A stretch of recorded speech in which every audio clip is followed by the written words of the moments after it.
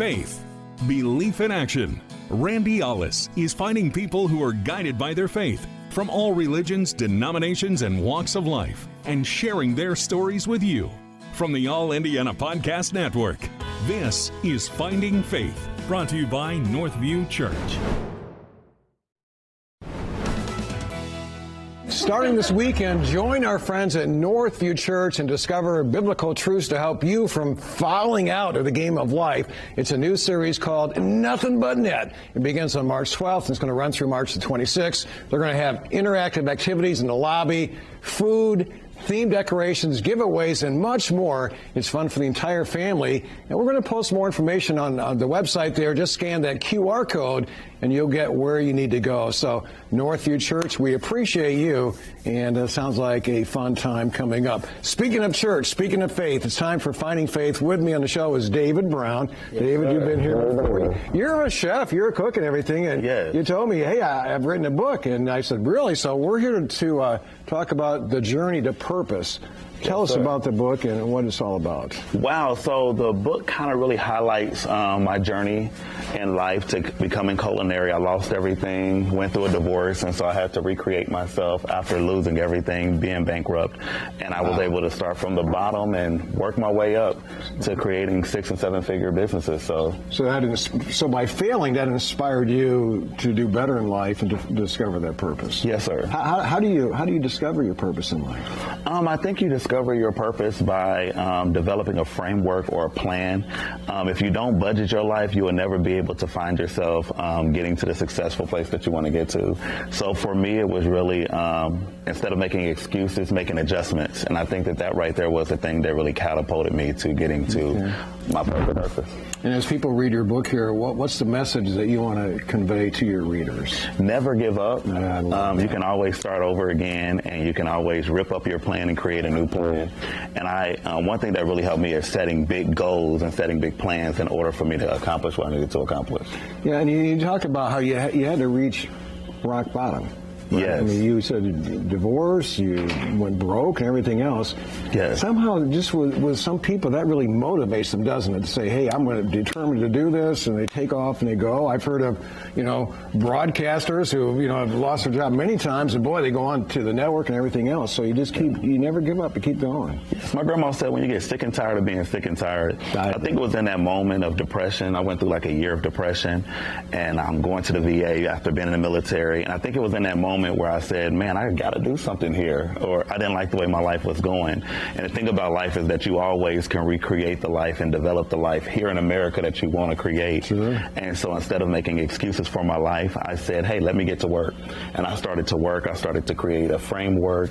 And before I even launched my first business, it really came from planning.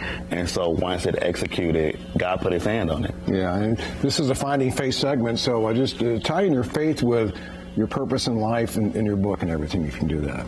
Yeah, so for me, I think everything that you do should be a part of your purpose. So cooking is a way that I create masterpieces and create concepts, which I did with Naptown Hot Chicken and Orleans Fish Shack.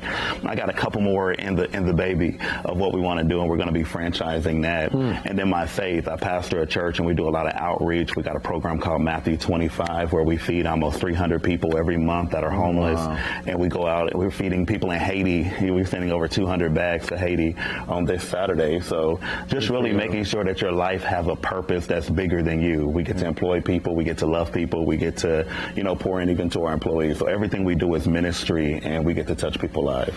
And I mean, there's people out there listening to you and say, that's you, Dave, or that's you don't know what I've been through. They're really down in the dumps and they're depressed. You said you went through depression for about a year and everything? Yes, sir.